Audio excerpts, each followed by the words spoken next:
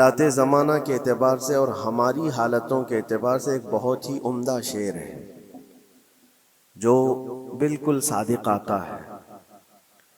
قوت فکر و عمل پہلے فنا ہوتی ہے، قوت فکر و عمل پہلے فنا ہوتی ہے، جب کسی قوم کی شوکت پہ زوال آتا ہے۔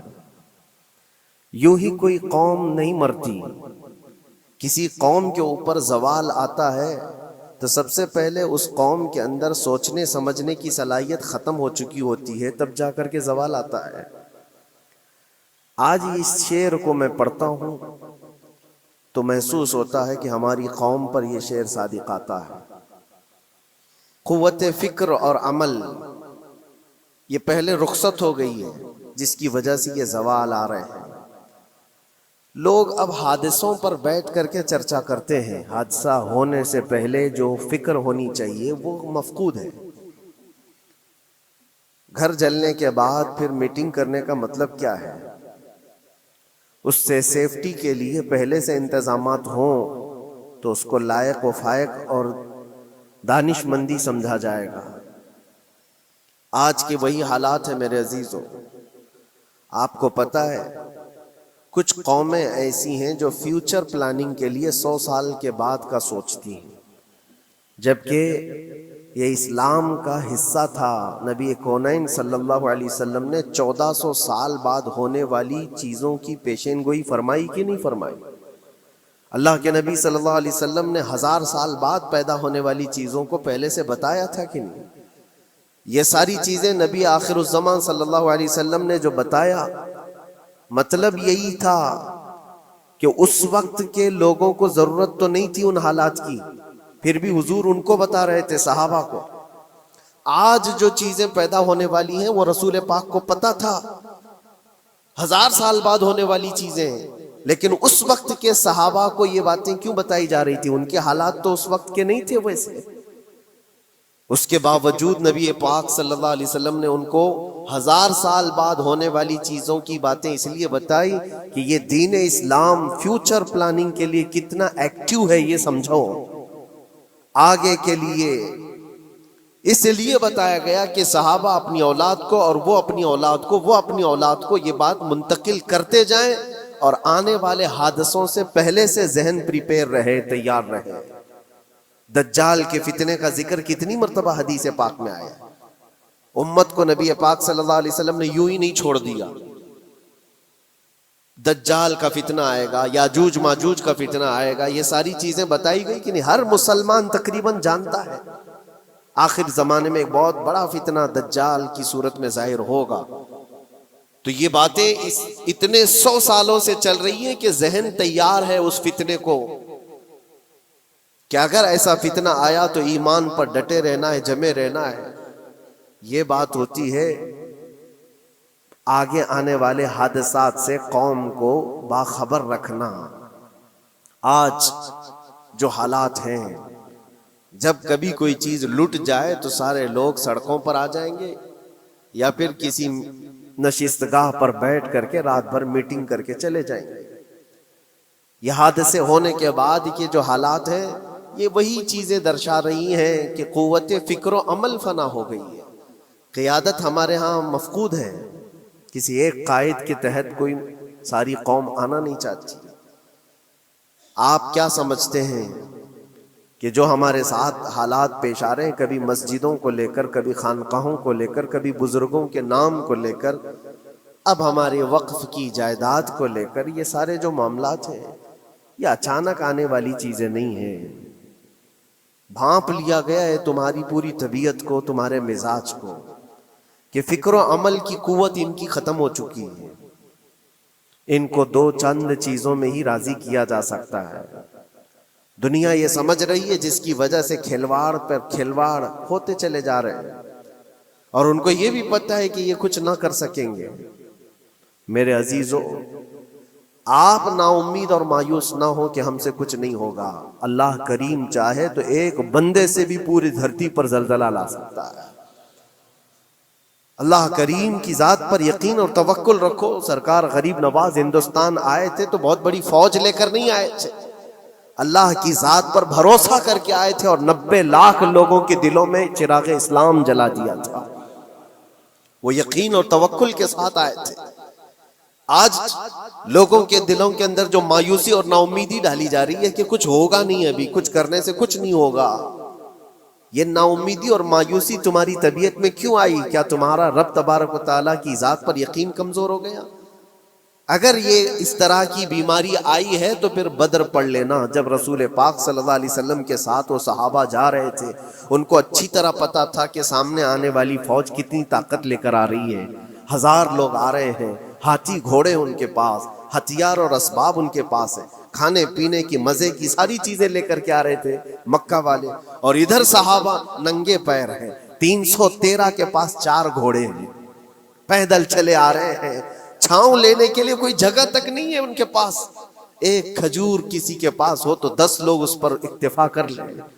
فاقے پر فاقہ کرنے والے وہ صحابہ. لیکن انہوں نے یہ نہیں کہا کہ اللہ کے نبی صلی اللہ تعالی علیہ وسلم سے کہ ہمارے پاس اسباب کی کمی ہے، ہتھیار کی کمی ہے، کچھ نہیں، ہمارے پاس سواری نہیں ہے. بغیر سواری کے 180 کلومیٹر مدینے سے چل کر کے وہ بدر پہنچے تھے، بدر تک پہنچے تھے. اور اس وقت اپنی ساری محنتیں، اپنی ساری قوتیں انہوں نے زمین پر لا کر رکھ دی. پھر بدر کے میدان میں جب پہنچے تب اللہ کریم کی بارگاہ میں دعا کیا تھا میرے مصطفیٰ نے، اے اللہ اگر اس نہتی قوم کو تو نے فتح نہیں دی تو پھر قیامت تک اس روئے زمین پر سجدہ کرنے والا کوئی نہیں ہوگا. یہ محبوبانہ انداز تھا میرے مصطفیٰ کا. وہ دعا مدینے میں بیٹھ کر کے بھی تو کر سکتے تھے. 180 کلومیٹر دور اتنی مصیبت میں دھوپ میں چل کر کے جانے کی کیا بات تھی؟ ننگے پیر صحابہ گئے ہیں، فاقے پر فاقہ کیے ہوئے.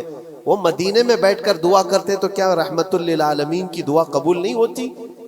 لیکن مصطفیٰ کریم صلی اللہ علیہ وسلم نے یہ مزاج دیا ہے، پہلے فکر و عمل میدان میں لاؤ پھر دعا کرو، اللہ کی مدد آتی ہے. یہاں ہم بیٹھ کر کے یہیں سے دعا کرتے ہیں، کچھ کرنا نہیں ہے، بدلنا نہیں ہے اور فکر و عمل کو لانا نہیں ہے، تو پھر صرف یہاں بیٹھ کر کے دعا کرنا. یہ تو میرے عزیزوں عورتوں کو اس سے ذمہ داری دی گئی ہے کہ تم میدان عمل میں آ نہیں سکتی، تم اپنے گھروں سے دعا کرو اپنے بھائیوں کے لیے. لیکن یہ کام تو اب سارے مردوں نے بھی لے لیا ہے. بہرحال قوت فکر و عمل پہلے فنا ہو جاتی ہے جب کسی قوم کی شوکت پہ زوال آتا ہے. آج یہ جو سارے معاملات ہم دیکھ رہے ہیں اس کی ایک خاص وجہ میں آپ کو بتانا چاہتا ہوں. آج سے تقریباً 8-9 سال پہلے میرا ایک بیان بھی ریکارڈ موجود ہے، کافی دنوں تک وہ چلتا رہا. میری اپنی بات نہیں تھی. سراج الامہ امام غزالی رحمۃ اللہ تعالی علیہ انہوں نے لکھا تھا کہ امت پر اگر ایک ایسا وقت آ جائے جب ان کے سامنے ان کے نبی کو گالیاں دی جا رہی ہیں اور امت کچھ نہ کرے تو پھر وہ انتظار کرے کہ عنقریب وہ وقت بھی ان کے اوپر آنے والا ہے جب ان کی ماؤں، بیٹیوں اور سب عزتوں کو بازار میں نیلام کیا جائے گا اور یہ کچھ نہیں کر سکیں گے. وہ دن آ جائیں گے. بیسک وجہ وہاں سے شروع ہوئی کہ لوگ اپنے عیش و عشرت میں کچھ کمی نہ کر سکے. بارگاہ مصطفیٰ صلی اللہ علیہ وسلم کی گستاخیاں کھلے عام ہوتی رہیں اور اس پر ہم لوگ جس طرح کے حالات دیکھتے رہے. بہت سارے لوگ تو مجھ کو یہ کہتے تھے، مجھ سے یہ کہتے تھے کیا ضرورت ہے آپ کو بولنے کی، حالات دیکھ نہیں رہے آپ؟ ظالمو، تم کو اگر کوئی چھوٹی سی ماں کی گالی دے دے تو تم بپھر جاتے ہو اور اس کے اوپر آسمان توڑنے کی بات کرتے ہو. اور ہم اپنے نبی پاک صلی اللہ علیہ وسلم سے کروڑوں ماؤں سے زیادہ محبت کرتے ہیں. اس رسول پاک صلی اللہ تعالی علیہ وسلم پر کوئی بھونکتا رہے اور اس کا جواب نہ دو، تم یہ کہتے ہو مصلحت ہے، حالات ایسے ہیں یہ. تو پھر اپنا یہ لباس بدل لینا چاہیے، اپنا نام بدل دینا چاہیے. پھر اس دائرہ اسلام میں رہ کر کے مطلب کیا ہے؟ اسی لیے اقبال نے 100 سال پہلے ایک مزاج دیا تھا، ایمان ہے کیا چیز، اسلام ہے کیا چیز. تم کیا سمجھتے ہو داڑھی ٹوپی اور جبے کبے کا نام اسلام ہے؟ اسلام کیا ہے؟ اقبال نے کہا تھا کہ بارگاہ مصطفیٰ صلی اللہ تعالی علیہ وسلم کے قدموں تک اپنے آپ کو پہنچا دو. یہی دین ہے, یہی دین ہے. گر بہو نہ رسیدی تمام ابو لہبیست, اور اگر تم وہاں تک نہیں پہنچ سکے تو زندگی ابو لہب کی طرح.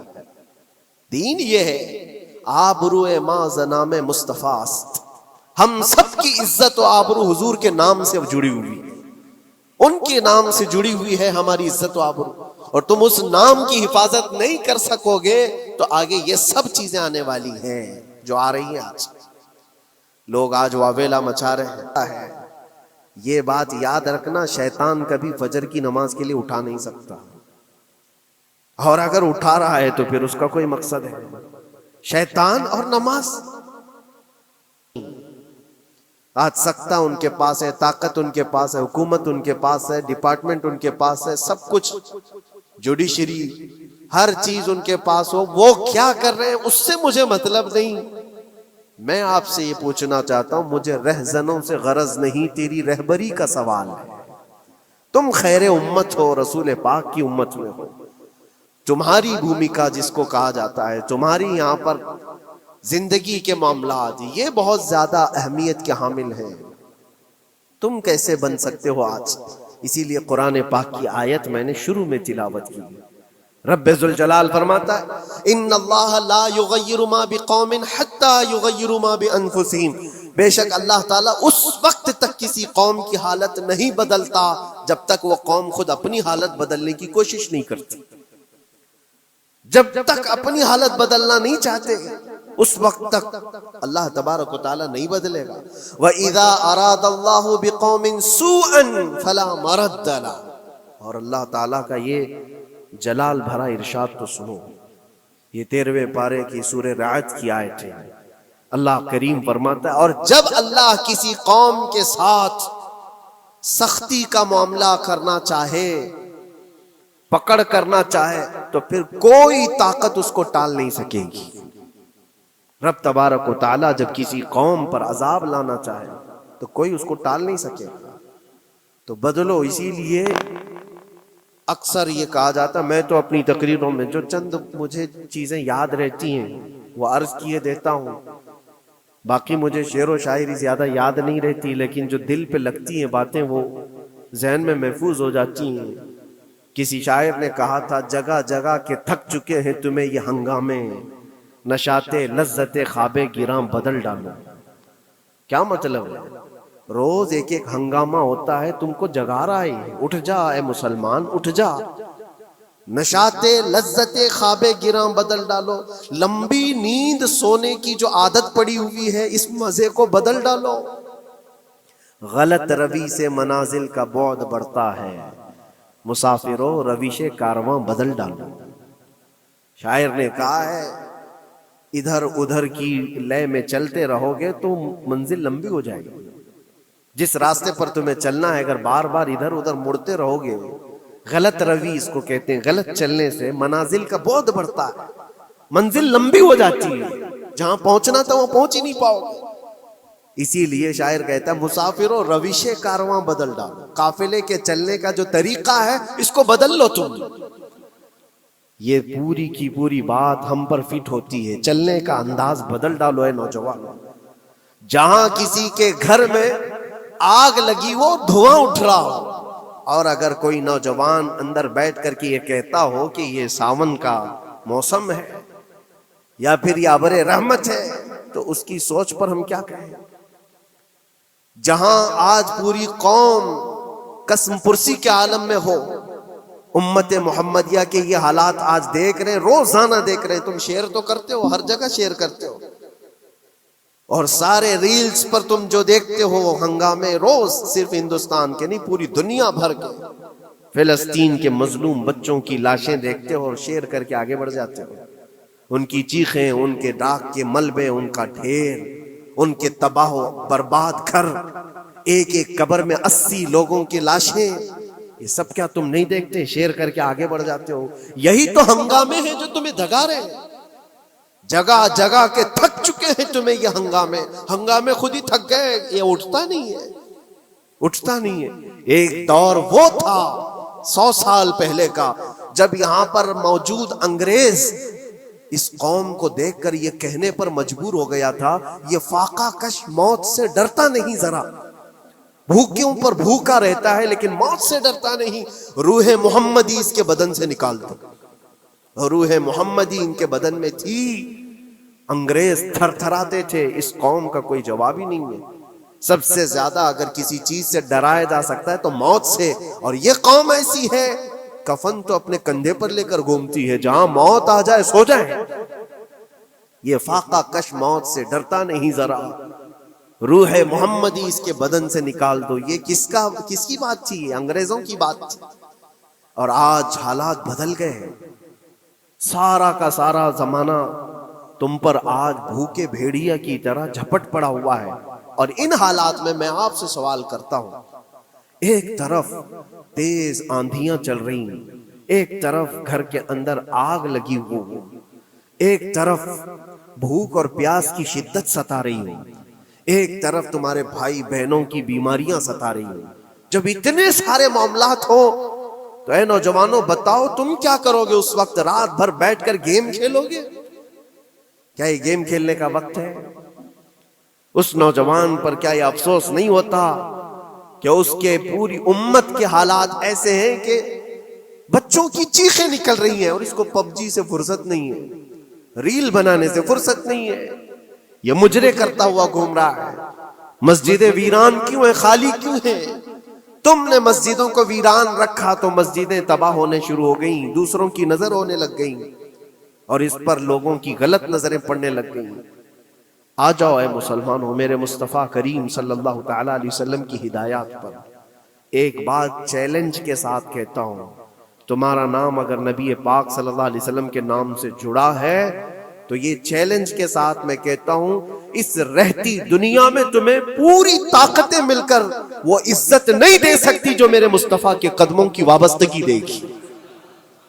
کوئی تمہیں عزت نہیں دے سکتا، تمہیں وہیں آنا پڑے گا، اسی پوائنٹ پر آنا پڑے گا جہاں پہنچ کر کے خالد بن ولید نے عزت پائی تھی، اسی نقطے پر آ کر جمع ہو جاؤ جہاں عمر پہنچے تھے تو فاروق اعظم بن گئے تھے، اسی نقطے پر آ جاؤ جہاں علی پہنچے تھے تو حیدر کرار بنے تھے۔ ہر ایک کو عزت اسی بارگاہ سے ملی ہے، اور جو کچھ بھی معاملات ہو رہے ہیں اس کی ایک وجہ یہی ہے، ناموس رسالت پر تم نے ہلکے پن کا اظہار کیا تو پھر ہمارے سارے مسئلے داؤ پہ لگ جائیں گے، سارے مسئلے۔ یہ تو وقف ہے، ابھی دیکھو آگے کل تمہاری اذانیں نشانے پر ہیں، تمہاری جماعت کی نمازیں نشانے پر ہیں، تمہاری مسجدیں بھی نشانے پر ہیں کہ تم اپنے گھروں پر بھی جمعہ پڑھ سکتے ہو، چھتوں پر بھی نمازیں پڑھ سکتے ہو۔ یہ سب معاملات آئیں گے، برقع، حجاب، ٹوپی، داڑھی ویسے ہی چل چکے ہیں مسئلے، ہر چیز نشانے پر ہے۔ ارے تمہارے کھانے بھی نشانے پر ہے، تم کیا کھاؤ گے کیا بچاؤ گے یہ بھی نشانے پر ہے۔ یہ سارے مسائل صرف اسی بنیاد پر ہے، قوت فکر و عمل پہلے فنا ہوتی ہے جب کسی قوم کی شوکت پہ زوال آتا ہے۔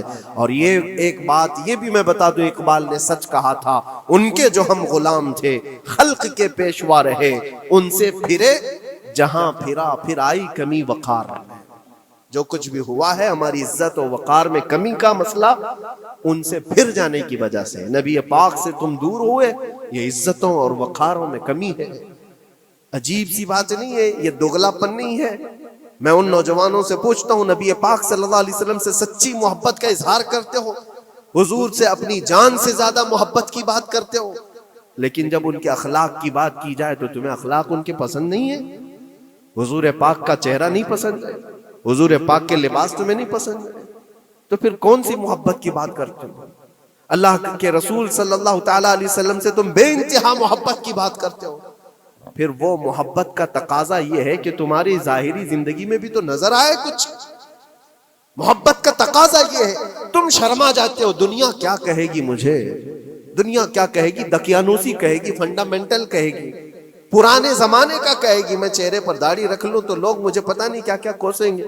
تم نے دنیا کے لیے اپنے آپ کو بدل لیا، یہ نہیں سوچا کہ یہ وہی دنیا ہے جو 4 دن کے بعد میری دوستی کو لات مارے گی، اور 4 دن کے بعد مجھے قبر میں رکھ کر کے منو مٹی پر دبا دے گی، اور مجھے جانا تو ہے پھر قبر میں منہ دکھانا ہے تو اسی مصطفیٰ کو دکھانا. جہاں یہ نہیں پہنچ سکتے وہاں رسول پاک ہوں گے. محشر کے میدان میں جہاں کوئی سہارا نہیں ہوگا اس وقت رسول پاک تمہارا ہاتھ پکڑ رہے ہوں گے اور تم نے ان کا خیال نہیں کیا. آ جاؤ اسی نقطے پر، اسی پوائنٹ پر جہاں ہماری کامیابی مضمر ہے. میں صرف اور صرف اپنے بیانوں میں یہی چیز عرض کرنا چاہتا ہوں، صرف اتنا چاہتا ہوں اے نوجوانوں، جس کے نام سے تم آباد ہو اس نام کے ساتھ صحیح معنوں میں جڑ جاؤ، کیونکہ قرآن کا وعدہ ہے وَلَا تَهِنُوا وَلَا تَحْزَنُوا وَأَنْتُمُ الْأَعْلَوْنَ إِن كُنتُم مُؤْمِنِينَ. گھبراؤ مت، پریشان مت ہو، تم سب سے زیادہ بلند رہو گے. اگر اللہ نے فرمایا ہے تو یہ 100% حق ہے.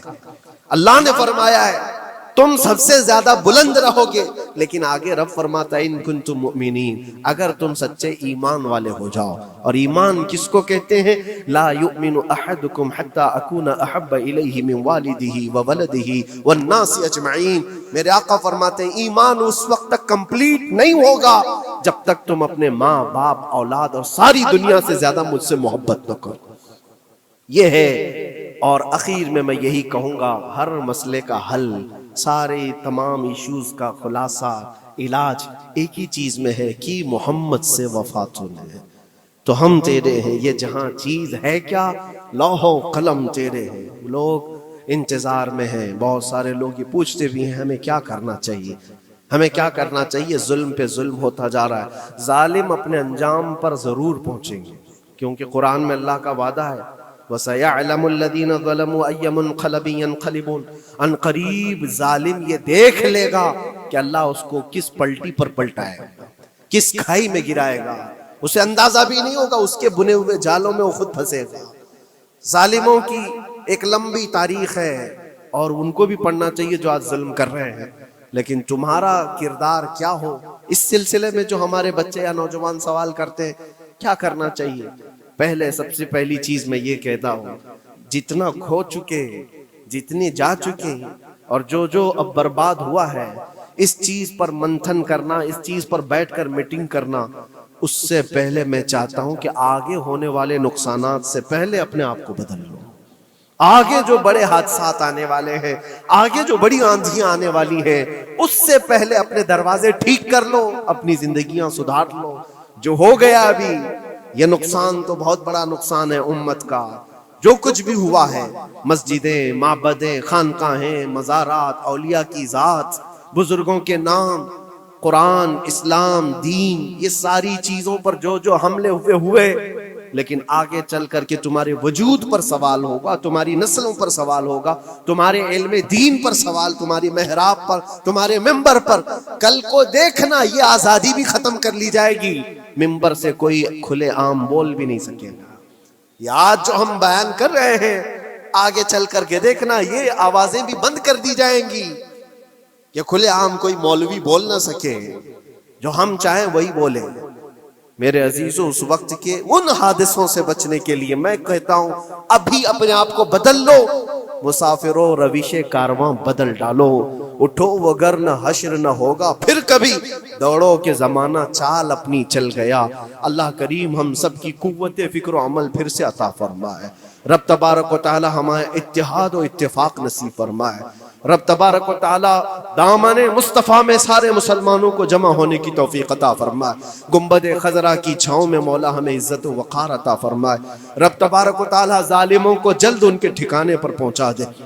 اے کریم خدا ارحم الراحمین، مولا ہمارے شعائر اسلام کے ساتھ جو کچھ بھی ہو رہا ہے غیب سے تو مولا مدد کے اسباب پیدا فرما دے. ہمارے درمیان مولا قیادت اور سچی قیادت عطا فرما.